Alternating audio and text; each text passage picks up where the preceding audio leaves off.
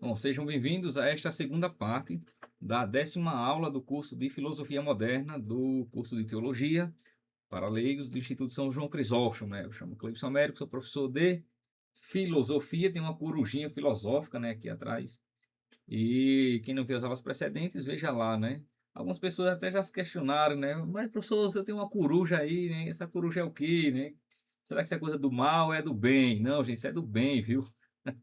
A corujinha é um dos símbolos principais da filosofia, é a coruja, né? Porque a corujinha, né, a coruja filosófica, a coruja ela é símbolo do olhar penetrante, né? Daquele olhar penetrante e concentrado, né? A coruja é uma das aves, né, que tem um olhar muito penetrante e muito concentrado. Ela passa horas olhando para um alvo, né? E aí aquele olhar penetrando, né? Tentando ver ali a coisa, né, por todos os ângulos, né? E isso é o que o filósofo tenta fazer. É ter um olhar penetrante, um olhar concentrado, demorado, sem pressa para as coisas que ele está ali analisando, né? Por isso que a corujinha se tornou símbolo da filosofia, né? O pessoal da pedagogia usa, mas é mais por empréstimo, viu? Mas isso é um símbolo originalmente da filosofia. Diz, Aldo. Eu me lembrei de uma história da coruja e do gavião. Sabe dessa história? Eu acho que eu já ouvi, mas conta aí. Que a coruja teve uns filhotinhos, aí disse pro gavião assim: Meu compadre, meus meninos são muito bonitos, são lindos. Quando o senhor estiver voando, passar pelo ninho, não coma meus meninos, não, nem mate eles, não, que eles são muito lindos. Lindo, lindo, lindo. E aí, quando o gavião passou, aí devorou os menininhos todinho da coruja. Aí ela viu, tipo, mas compadre, por que o senhor fez isso? Olha, eu vi os meninos tão feios, com zoião, não é filha minha comadre, não. Aí devorou eles. Pronto. Se fosse bonito, mas por isso que diz mãe coruja, né? Que é Mãe aquela mãe coruja. É. muito bonita. É Eu me lembrei verdade. dessa história agora. É verdade, boa, boa. Então é isso, gente. Nós aqui estamos, né, lançando, né, um olhar filosófico, tentando lançar um olhar concentrado, penetrante, né, para essas realidades que a filosofia se ocupa de investigar, né? Por isso que eu tenho aqui uma corujinha filosófica, né? A corujinha me acompanha já há muito tempo, né? Aqui tem alguns símbolos assim, coruja, uma colheita, né?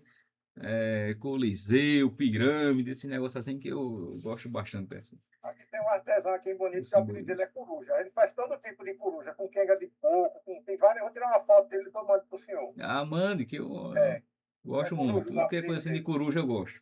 É. Eu ia até comprar um lençol de corujinha, minha esposa disse, não, aí também já é demais, né? Aí não tem condições não. Bom, então vamos lá, gente.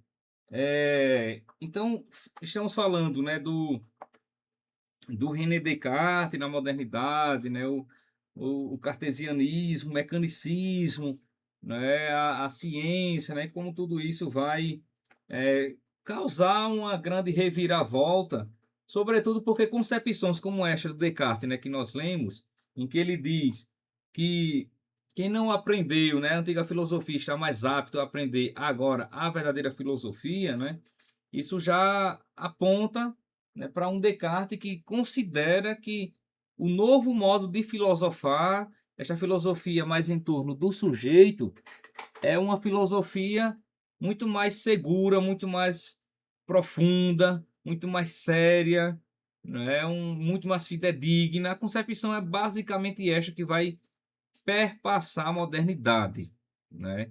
Então, filósofos como René Descartes, como Francis Bacon, como o Giordano Bruno, né, que vai ser um grande crítico de Aristóteles, né, o Giordano Bruno, e outros tantos pensadores, né, isso vai, né, se agravando, as críticas vão aumentando na verdade, né, e quando se tece críticas a Aristóteles, se tece críticas também a Platão, se tece críticas a Santo Agostinho, a Santo Tomás, a Plotino, né, a Boécio, e assim vai, né? Ninguém vai ficando livre da crítica não, viu? Todo mundo vai ser um objeto de profundas críticas, Sócrates, né, e afastamento. Quando nós estivermos estudando a contemporânea, vocês vão ver, a gente vai ver como Nietzsche, né, no século passado, né, como Nietzsche foi crítico de Sócrates, né? Para Nietzsche, Sócrates E para piorar, porque Nietzsche vai dizer assim que Sócrates ele vai fazer um grande mal para a tradição ocidental, né, para a filosofia ocidental. Sobretudo porque Sócrates vai moralizar muito, né, a filosofia, enfim, ele vai acusar Sócrates disso, né, de moralizar por demais a filosofia, né, de trazer muito moralismo, e sobretudo porque Sócrates é considerado o fundador da filosofia moral, enfim, né. E o Nietzsche vai dizer que quando Sócrates começa essa influência na cultura ocidental. E soma-se a isso o cristianismo, aí pronto, aí lascou de vez. Aí realmente foi só ladeira abaixo no mundo ocidental. Então, para eles, para Nietzsche, né, para resgatar uma verdadeira cultura, tem que tirar esses resquícios socráticos e cristãos da cultura, né? Veja que isso é um posicionamento muito na contracorrente, né, da grande tradição ocidental, né? E Nietzsche vai dizer, olha, a gente vai ter que dividir a filosofia em antes e depois de Nietzsche. Então a gente vai ver também pretensões tipo essas, né? Tipo essas, de Nietzsche, né? De Descartes. Então veja que não é incomum, gente, nós assistimos atitudes muito pretensiosas de pensadores modernos de romper, veja, de romper mesmo, né, com os antecessores e construir algo que eles consideram absolutamente novo. Coisa que até então não acontecia, ou pelo menos, né, muito raramente acontecia esse espírito assim de rompimento, né, de ruptura. Porque veja, quando Platão, é, melhor, quando Aristóteles ele se afasta de Platão, né, quando Platão morre, e Aristóteles, né, toma agora o seu caminho independente, né, de filosofia e tal. O Aristóteles ele vai realmente criticar alguns elementos da filosofia platônica, ele vai se afastar, vai superar outros elementos, mas assim, ele mantém um respeito muito grande ao mestre, né? Ele considera que ele é muito devedor de Platão, né? Se ele pôde enxergar um pouco mais longe em alguns pontos, mas deve-se em grande parte ao que aprendeu com Platão. Então, você percebe que há um espírito de continuidade. Assim também como Santo Tomás em relação a Santo Agostinho. Santo Tomás tem algumas críticas em relação a Santo Agostinho, né? Alguns pontos da doutrina agostiniana, da teoria do conhecimento, né? Tem alguns elementos, né, que nós vimos na filosofia medieval, né, que estudou a filosofia medieval comigo sabe. A gente vê alguns pontos de divergência de Santo Tomás em relação a Santo Agostinho, mas isso não privou Santo Tomás de nutrir um profundo respeito, né, e uma profunda dívida moral e intelectual em relação a Santo Agostinho. Então, há um espírito de continuidade, em certo sentido, né, em vários pontos de doutrina. Agora, quando nós chegamos na modernidade, gente, este ideal de ruptura se torna muito presente, muito comum. Então, a ideia é todo mundo rompendo com todo mundo para que todo mundo agora crie um sistema filosófico novo. A ideia é criar o novo e romper e se afastar do antigo. Veja que isto também faz parte de um espírito da época, de um ethos, né, cultural, que era de romper com as tradições. E era um ethos generalizado, que era preciso romper com as tradições. Era preciso romper com os antigos regimes, sejam os regimes políticos, né, sejam os regimes eclesiásticos e também, né, os sistemas filosóficos. A Revolução Francesa. A Revolução Francesa, né, que acontece ali em torno de 1789. Que é com a Revolução Francesa, que na historiografia considera o início da contemporaneidade. Ali na Revolução Francesa, tinha muito esse espírito de ruptura radical mesmo, de romper com o antigo regime, com o chamado ancien regime, né? Os franceses assim chamavam. É preciso romper com o antigo regime político, né? E aí romper com a monarquia. Então, veja esse espírito de ruptura, tem que romper com a monarquia, essa tradição de ter reis tem que acabar, a ideia era essa. Né? Então rompe com a monarquia, rompe também com a igreja. Tudo aquilo que lembra o antigo regime, as antigas estruturas tem que ser rompido. Então veja que esse espírito revolucionário ele é muito do ethos cultural da modernidade. Inclusive até se dizia na época da Revolução Francesa, gente, que tinha que fazer isso de modo tão radical que era preciso, olhe só, viu? Você vê o nível que chegou do radicalismo de ruptura. É preciso enforcar o último rei com a tripa do último padre. A ideia era essa, Rafa. Ele, ué. Enforcar o último rei com a tripa do último padre, Felipe. Diga aí. Pra você ter ideia de como era o espírito da época. Era desse jeito, viu? Era um negócio realmente do mal. Entende, gente? Isso retrata assim, muito bem esse espírito de ruptura. É um espírito revolucionário e todo espírito revolucionário é um espírito de ruptura. É romper com as bases fundantes, né? Com as estruturas tradicionais, fundamentais. E isso também acontecia em relação à filosofia, gente. Então, nós temos isso, esse espírito, esse ethos de ruptura e de descontinuidade na política, em relação à política, em relação à organização política, né, de romper com as monarquias. E lembre que é neste período aí, século XVII, século XVIII, e mais tardiamente, como é o caso do Brasil, século XIX, que vai se começar todo um movimento político de ruptura com as monarquias. É romper com o sistema monárquico, com a organização política monárquica. Então, os países, né, os reinos começam a romper com a monarquia, a tornarem-se repúblicas independentes e, né, se afastar de todo esse ideal do antigo regime. Isso é muito comum. Aí começa a independência americana, a independência inglesa. Né? Você vê que mesmo na Inglaterra, conservando a monarquia, mas se torna uma monarquia parlamentarista, não mais uma monarquia absolutista. Né? Uma monarquia agora sujeita ao parlamento, em que há um rei, o rei reina, mas não governa de jeito nenhum. Aí isso também chega aqui no Brasil, um pouco mais tardiamente, né, quando se proclama a república, né, e se rompe, né, com a monarquia, né, com o império. Então, isso foi uma tendência política generalizada. Romper com os impérios, com as monarquias, com os reinados, proclamar as independências, as repúblicas, né, e começar uma nova história política. A ideia era essa, começar uma nova história política. Em outros lugares foram mais radicais, como agora no século XX na Rússia, em que este rompimento consequenciou, né, a matança, né, o assassínio da família imperial, que representava, né, a antiguidade, né, a antiga tradição. E a ideia revolucionária de 1917, né, quando se implanta o comunismo lá na Rússia, é romper, é acabar com o antigo regime. Né? E aí mata-se, né, a família imperial. E isso aconteceu em todos os lugares em que houve esse movimento revolucionário de ruptura com o antigo para a implantação do novo. Entende? Em Cuba também teve uma grande matança. A Revolução Francesa também foi outra grande matança. E onde quer que foi tendo revoluções assim políticas, houve grandes matanças em nome do novo, em nome da novidade política.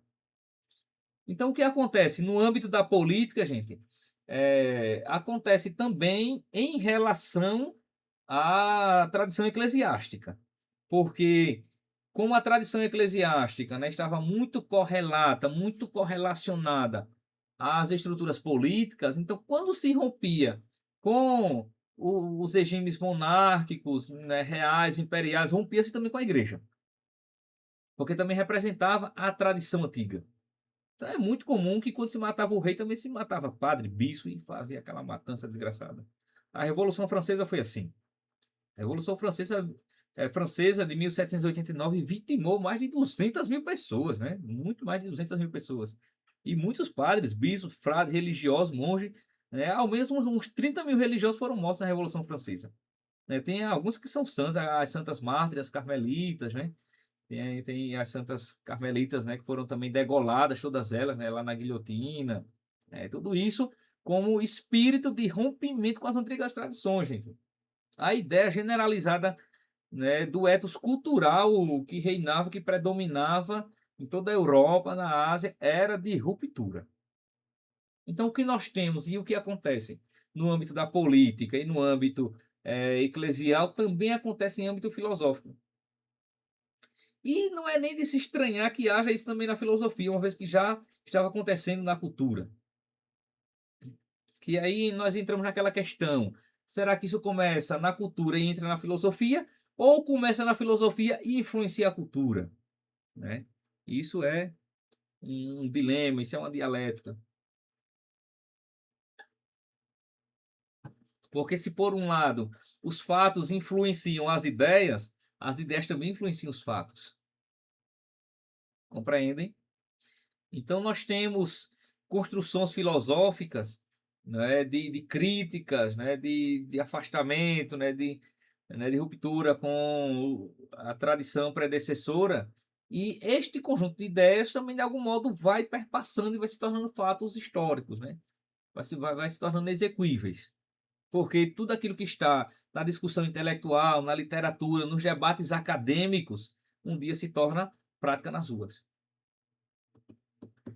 Então veja que até o mesmo processo revolucionário da Revolução Francesa, em grande parte, aquilo já estava nas ideias iluministas. Aí quando você for ver o iluminismo, a gente vai estudar um pouco aqui, né, do iluminismo. Quando nós vamos ver o iluminismo, a gente vai ver que as ideias iluministas que antecederam, né, o iluminismo que antecedeu a Revolução Francesa, é como que já preparou aquilo que ia acontecer mesmo. É como também as ideias marxistas, né, de ditadura do proletariado, de revolução proletária, de ditadura, né, do proletariado. É claro que isso ali ia dar numa matança que deu na Revolução Russa, né, Soviética de 1917. É claro que ia ter uma matança muito grande. Porque aquelas ideias, aquele conjunto de ideias, né, formuladas ali por Marx, né, pelos os neomarxistas, é claro que aquilo ali apontava para a revolução e ia acontecer daquele jeito mesmo. Não ia para onde não. Compreende, gente? Então, as ideias, veja, que a gente quando estuda a filosofia, né, isso nos ajuda muito a gente compreender os fatos históricos, inclusive, porque os fatos, eles são precedidos e preparados por ideias. As ideias, elas movem ações. As ideias, elas causam ações práticas, né, e elas causam movimentos de mudança mesmo, né, movimentos revolucionários, para um lado e para o outro. Não importa. Mas que as ideias, elas influenciam muito, não é, a vida social, os fatos políticos e históricos, indubitavelmente sim. Veja, e um exemplo muito prático é a gente aqui. Veja, nós estamos aqui tendo formação, nós estamos estudando, então nós estamos aqui adquirindo ideias, né? Essas ideias, elas se tornam práticas na vida de todo mundo aqui, na minha vida, na vida de vocês. Então, quanta coisa que vocês não vão fazer aí no dia a dia, de trabalho, de igreja, de grupo social, de tudo, que certamente alguns elementos que nós discutimos aqui, você leva para lá. E talvez até você já se pegou em uma discussão com alguém, no ambiente de trabalho, na catequese, em algum lugar assim, de coisas que nós discutimos aqui, né? Nas aulas de filosofia, você levou para lá. Porque a discussão, um dia ela é levada para a prática. Oxalá que sejam boas discussões para, né, boas práticas. Mas também as discussões malévolas também se tornam práticas malévolas, né? Indubitavelmente. Compreende? Por isso que a gente tem que discutir coisas boas, né? Ninguém pode estar aqui discutindo como é que vai dominar o mundo, né? Não dá, senão isso aí vai se tornar uma matança. Entende, gente? Então, assim acontece, gente, na filosofia moderna, né? A filosofia moderna, ela nasce, né, como um momento mesmo assim de rompimento com as antiguidades. A gente vai ver aqui ainda né, eu vou passar aqui um trechinho da obra do Descartes, do discurso do método. A gente vai começar a falar um pouco sobre isso, né, do discurso do método. Porque o Descartes vai falar que é preciso, se pretende uma filosofia nova, é preciso mudar os métodos. O Descartes diz, olha, para uma filosofia nova, a gente tem que mudar a metodologia. Não dá para estar com as antigas metodologias, os antigos métodos de busca filosófica para construir um novo. Não vai. Tem que botar o novo. E veja que assim realmente acontece. A filosofia moderna, ela muda o método de busca filosófica, de investigação filosófica. E um dos elementos centrais, gente, da nova metodologia filosófica é colocar agora o sujeito no centro. Vocês tomem nota disso, viu? A metodologia da filosofia moderna busca colocar o sujeito no centro da investigação. Não mais o objeto, não mais o mundo objetivo, mas o sujeito. As certezas, as verdades não estão mais nos objetos e no mundo objetivo, mas no sujeito. É do sujeito que advém as verdades fundamentais da realidade.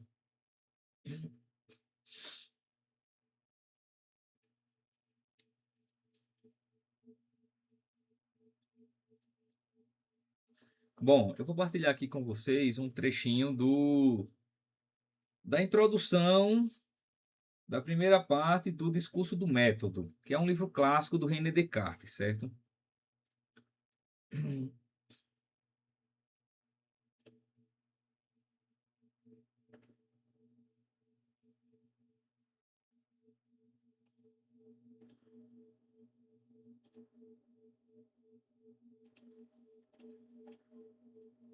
Era.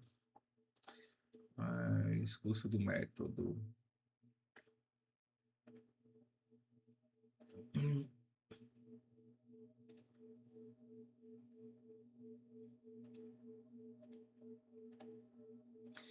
Bom, vejam aí se vocês estão vendo e estão nos vendo aqui também, não é?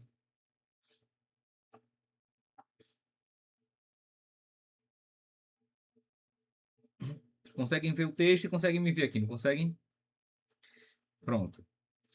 Então, isso está na primeira parte do Discurso do Método aqui deste livro.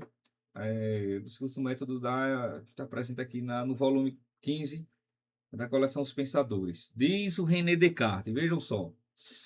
O bom senso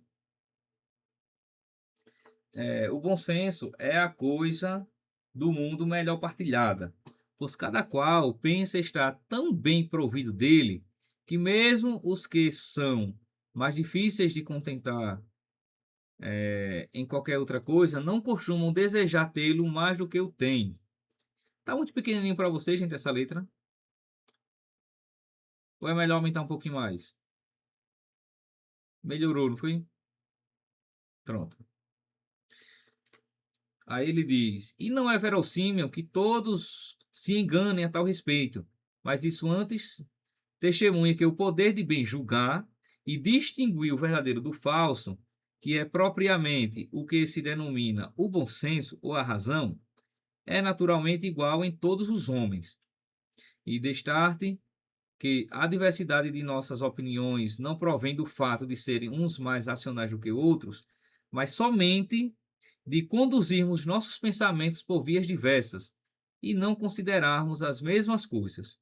Pois não é suficiente ter o espírito bom, veja só, não é suficiente ter o espírito bom. O principal é aplicá-lo bem. Ou seja, ele está dizendo assim, não basta ter uma boa razão, o espírito aqui está significando razão. Não basta ter uma boa razão, um bom senso. Não, não é somente isto. É aplicá-lo bem. Aí continua ele, né? As maiores almas são capazes dos maiores vícios, tanto quanto das maiores virtudes. E os que só andam muito lentamente podem avançar muito mais, se seguirem sempre o caminho reto, do que aqueles que correm e dele se distanciam. Aí, quanto a mim, jamais presumi que meu espírito fosse em nada mais perfeito do que os do comum. Frequentemente desejei mesmo ter o pensamento tão rápido, ou a imaginação tão nítida e distinta, ou a memória tão ampla, ou tão presente quanto alguns outros. E não sei se quaisquer outras qualidades, exceto as que servem à perfeição do espírito, pois quanto à razão ou ao senso, posto que é a única coisa que nos torna homens e nos distingue dos animais, quero crer que existe inteiramente em cada um. E aí, neste próximo parágrafo, mas não temerei dizer que penso ter tido muita felicidade de me haver encontrado, desde a juventude, em certos caminhos que me conduziram a considerações e máximas de que formei um método. Veja, aqui ele vai começar a apontar que ele criou um método novo. Eu formei um método pelo qual me parece que eu tenha meio de aumentar gradualmente meu conhecimento e de alçá-lo pouco a pouco ao mais alto ponto, a que a mediocridade de meu espírito e a curta duração de minha vida lhe permitem atingir. Veja, quando ele anuncia aí, gente, que ele cria um método, né, que ele formou um método novo, quando ele anuncia isto, ele está dizendo que, assim, olha, os métodos até então usados para o filosofar não conduziram a grandes progressos no conhecimento. Aí ele diz, em outras palavras, não houve grandes progressos do conhecimento porque precisava-se de um método melhor para a busca do conhecimento. E esta obra é chamada de Discurso do Método, porque agora ele pretende construir um método novo de investigação. E este método novo de investigação, ele tem inspiração matemática, porque o Descartes é um matemático. E também com Descartes começa muito uma tendência de matematizar o próprio ato de filosofar. Isso não vai parar no Descartes, obviamente, né? Isso se segue, né? Esta tendência, mas há toda uma tendência mesmo, né? De matematizar ou de cientificizar o ato de filosofar.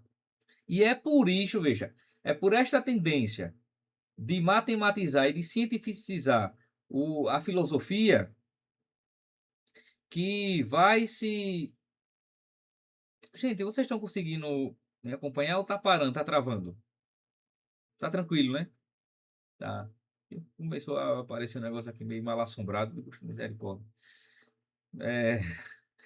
Então, veja, é esta tendência, né, de matematizar e de cientificizar a filosofia que vai fazendo com que a filosofia também se ocupe de objetos que são objetos da matemática ou da própria ciência e não mais de objetos que extrapolam os limites da matemática e das ciências, que nós falávamos no começo da primeira parte da aula. Lembra? Então vejam que a teologia vai sofrer também por isto, assim como a metafísica, porque o objeto da filosofia e o objeto da metafísica não são objetos passíveis de uma matematização. Não são passíveis de serem analisados com uma ótica matemática ou científica. É um outro olhar, um outro ângulo. E com isso vai se começar um movimento de depreciação, um movimento de um gradual desdém, de afastamento daquilo que é teológico ou metafísico. Então veja que essa nova metodologia que o Descartes aponta, gente, é uma metodologia que tem toda uma inspiração matemática e científica. E isso vai naturalmente se afastar daquilo que é metafísico e daquilo que é teológico. Ele vai dizer, inclusive, né, mais à frente, a gente vai ver alguns trechos, e também fala nas Meditações Metafísicas, é uma outra obra dele, que ele não pretende tratar teologia. Não que ele não tenha um respeito pela teologia, o Descartes tem um respeito pela teologia, mas ele diz, olha, não dá para eu tratar com o meu método da teologia. A teologia ela ensina a ganhar o céu, é outra coisa. Mas com a investigação filosófica pretendemos outra coisa, né? Investigar a realidade puramente natural, a realidade empírica, né? A realidade imanente, estritamente imanente. Só que isso lá na frente vai evoluir para um imanentismo.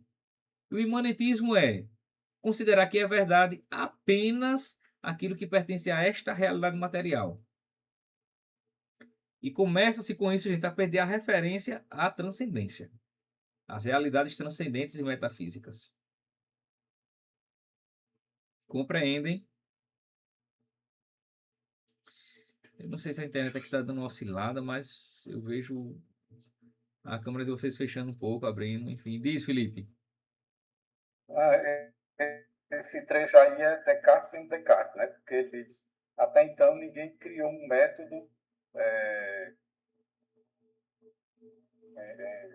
bom, vamos dizer assim. É preciso criar um método, e eu criei. É Aí depois ele dá uma maneirada, diz, tanto quanto minha ignorância é capaz de fazer.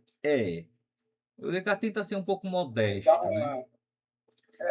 Falso modesto. Ele tenta ser um pouco modesto. Mas ele pretende realmente construir um método que vai ser melhor do que qualquer outro método de investigação que se produziu até então. E este método que o Descartes funda, que o Descartes inaugura, gente, é um método que vai ter no centro não mais o objeto a ser investigado. Veja, é aqui que vai estar a total mudança da metodologia investigativa filosófica, viu? Nesta nova metodologia não é mais o centro, né? Já não é mais o objeto a ser investigado, já não se trata mais disso. Agora é o sujeito que investiga. O que nós vamos investigar é o sujeito que investiga, não mais o objeto a ser investigado. Porque agora quem é colocado no centro da investigação metodológica, da investigação filosófica, agora é o próprio sujeito. Não mais o objeto, não mais o mundo externo, não mais o mundo objetivo. É o sujeito. Compreende? Aí é por isso que nasce agora uma filosofia do sujeito. Uma filosofia da subjetividade, cujo centro é o sujeito, já não é mais o objeto. Já não é mais o mundo externo ao sujeito, é o sujeito. E veja que uma forte tendência que vai nascer agora na modernidade, sobretudo a partir do René Descartes, é essa tendência de, ao invés de estar investigando o mundo, é investigar o próprio ato de investigar. É investigar o próprio ato de pensar, o próprio ato de conhecer. Compreendem? Então a filosofia vai começar agora a se voltar para o próprio sujeito cognoscente, ou seja, o próprio sujeito que conhece, e não mais para os objetos cognoscíveis, não mais para os objetos que são conhecíveis. Entendem, gente?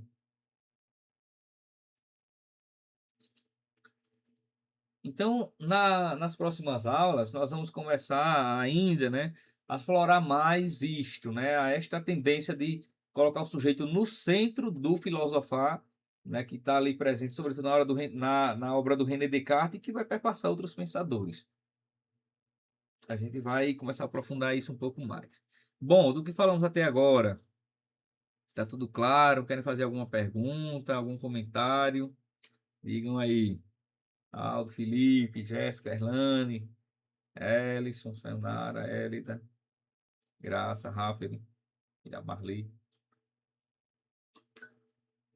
Bom, pessoal, no caso, a partir de René Descartes, né? Antes um tijolo era um tijolo, né? Aí quando tira o tijolo do centro, coloca um homem, o tijolo pode ser qualquer coisa, né? De acordo com o homem, né? É, por aí, né? É por aí. O que vai agora importar mesmo é o sujeito cognoscente. É o homem. É o homem que conhece, e não o objeto que é conhecido. Isso muda muito, isso muda muita coisa, viu, gente? Porque na tradição aristotélico-tomista, né, de conhecimento, né, Aristóteles e Santo Tomás, eles vão centralizar a busca do conhecimento no objeto. O que é para ser investigado é o objeto. E as verdades são verdades que estão nos objetos, na realidade, nas coisas mesmas. Com o Descartes, isso há uma mudança agora, há toda uma reviravolta. Entende? Em que o foco, né, o centro mesmo agora do conhecimento não é mais os objetos. O centro do conhecimento, através da nova metodologia, é o próprio sujeito. Né? O próprio sujeito. O sujeito é quem vai ser a luz do conhecimento. É que vai ser as fontes das certezas. Né? O centro das certezas. Vai ser o sujeito. É claro que isso lá na frente também vai sobrar para Deus. Isso não vai sobrar apenas para a realidade objetiva, mas também para Deus. Porque quem vai dizer as verdades acerca de Deus agora é o sujeito. Já não são mais as verdades que Deus revela. O sujeito é quem diz as verdades de Deus. É claro que isso vai evoluir lá na frente mais para um relativismo, até teológico, também vai. Né? Não só um relativismo filosófico e cultural, mas também, de certo modo, teológico, também vai. Né? Sobretudo quando você pensa na teologia protestante liberal do século XIX. Né? Então tem muita essa influência aí.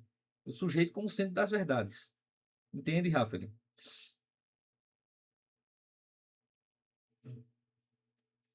Bom, então na próxima aula, gente, nós vamos ter bastante elementos para nós discutirmos, viu? Vai ter muita coisa boa aí para nós discutirmos. Tá certo?